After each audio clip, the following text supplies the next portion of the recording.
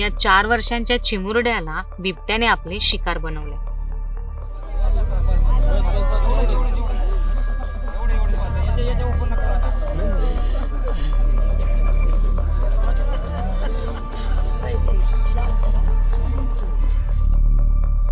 ज्या लेकराला खेळताना अंगणात बागडताना पाहिलं, त्याच लेकराचा मृतदेह पाहून कुटुंबियांवर काय बीतली असेल याची कल्पनाही अंगावर शहारा आणणारी आहे।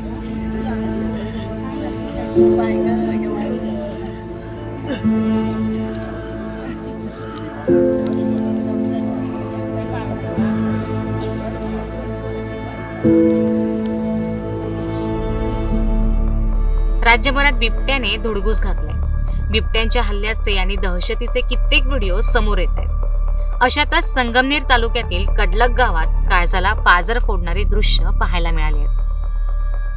4 वर्षीय सिद्धेश कडलगला एका नरभक्षक बिबट्याने आपली शिकार बनवलं। सिद्धेशच्या दुर्दैवी मृत्यूने गावकऱ्यांनी आक्रमक भूमिका स्वीकारली। जोवर नरभक्षक बिबट्याला ठार केलं जात नाही तोवर मृतदेह ताब्यात घेणार नाही अशी भूमिका गावकऱ्यांनी घेतली। अखेर वनविभागाने बिबट्याला ठार मारण्याचं आश्वासन दिलं आणि त्यानंतर सिद्धेशचा मृतदेह ताब्यात घेण्यात आला।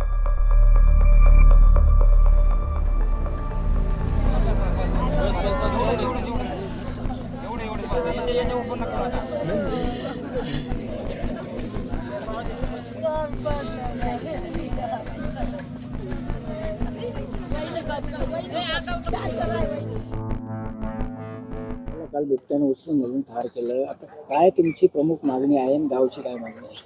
आमची एकच मागणी आहे, त्या वाघाला शूट करायचं, तेव्हा आम्ही डेड बॉडी हातात घेऊ। काय प्रसंग घडला होता काल? नेमकं तुम्ही त्यावेळेस घरी होता, काय घडले होते घरी? म्हणजे उमऱ्यातून पोराला उचलून नेले वाघाने। प्रशासन वाघासाठी सुरक्षा देतंय, मग मुलांना काय करायचं? आम्ही कोंडून ठेवायचं का?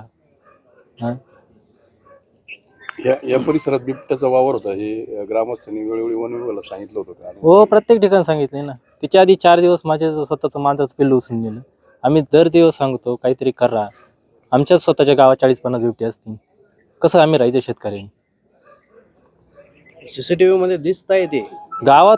आम्ही तर मळ्यात राहतो, गावाच्या थोडे खिटून राहतो, गावात येऊन मांजर घेऊन जाऊ राहिले। तू माणसांना हल्ला करी कशावरून? आज माझ्या पोरासंग प्रसंग झाला, आज माझ्या शेजारी 5-25 पोरं आहे, उद्या त्यांच्या संग घडणार नाही कशावरून? आता तुमची प्रमुख मागणी नेमकी काय आहे? बिबट्याला ठार केल्याशिवाय काय नेमकं? आम्हाला त्याची डेड बॉडी पाहिजे, ठार करा तुम्ही। प्रशासन अजून ऑर्डर देते, अजून ऑर्डर भेटली नाही म्हणतात, शूट नाही केलं। रात्री म्हणते ड्रोन मध्ये 3 वाघ दिसली, मग शूट करा तुम्ही, ॲक्शन घ्या, आम्हाला दाखवा ॲक्शन। आमची मागणी दुसरं काहीच नाही, आम्हाला फक्त त्याची ॲक्शनमध्ये आम्हाला डेड बॉडी पाहिजे त्याची। काल नेमका तुमचा दिनक्रम कसा होता? सकाळपासून संध्याकाळपर्यंत सगळे काय काय मुलासोबत तुमच्या घरामध्ये? तो काय सकाळी मी त्याला शाळेत सोडायला जातो 9:30-10 वाजता, 12-1 वाजता शाळेतून घेऊन आलो त्याला। तो घरीच खेळत होता आजीपाशी, मी वावरात गेलो होतो। आजी फक्त तिथं चारा टाकण्यासाठी काय गेली, ते तेवढ्या टायमामध्ये त्याला उचलून घेऊन गेले। आम्ही ते आजीने स्वतः ते तिथून त्याला उचलून आणलं तिच्यासमोर। काय वाटलं असं तिच्या आजीला ना? आम्हाला तिथून जायला रस्ता सुद्धा नाही, आम्ही त्याला उचलून रस्त्याबरोबर घेऊन आलो। रस्त्याची सुविधा नसल्यामुळे त्याला जुळीत घालून आम्हाला रस्ते बांधावं लागले। हातात घेऊन आलो मी स्वतःच्या। आतापर्यंत 4 बॉडी आम्ही रस्ता नसल्यामुळे फक्त आहे ना जुळीत घालून रस्त्यावर आणलेले आहे। जर ॲम्ब्युलन्स यायला, गाडी यायला जर रस्ता असता तर काहीतरी झालं असतं ना। प्रशासनानं सांगितलं होतं आम्हाला रस्त्याचं काहीतरी सुविधा दे, ते सुद्धा नाही अजून आम्हाला। आमच्या परिसरात कमीत कमी 40 ते 50 बिबटे आहेत, रोज वावर आहे त्याचा। सकाळी संध्याकाळी 6 वाजले की बिबट्यांचा वावर सुरू होतो। आमची प्रमुख मागणी अशी आहे का त्या बिबट्याला जेरबंद करा आणि त्याला जागेवर ठार करा, अशी आमची एक प्रमुख मागणी आहे की पहिली। दुसरी मागणी अशी आहे, रस्त्याची व्यवस्था नसल्यामुळे गेल्या 10 ते 20 वर्षापासून आमचा रस्ता बंद आहे। पाऊल वाटे, पावसाळ्यात येण्या जाण्याची सुविधा नाही तिथं। आणि आम्ही आतापर्यंत कोविडमध्ये 2020 मध्ये 2 बॉडी आम्ही जोळीत घालून रोडपर्यंत आणल्या। दुसरं आणि ही दुसरी केस आहे, फक्त रस्ता नसल्यामुळं या मुलाचा बळी गेलेला आहे।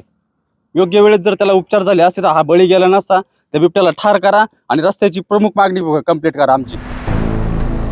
शेतकऱ्यांची लेकरं बिबट्यांचं खाद्य बनतायत, त्यातच वनमंत्र्यांचे असे अजब वक्तव्य समोर येत आहेत। त्या ठिकाणी असं ठरवलं की समजा प्रस्तावित करा की उद्याला भविष्यकाळामध्ये 4 लोकांचा जर जीव गेला तर त्या प्रत्येक जीवागाने 25 लाख रुपये त्या कुटुंबाला द्यावं लागतात.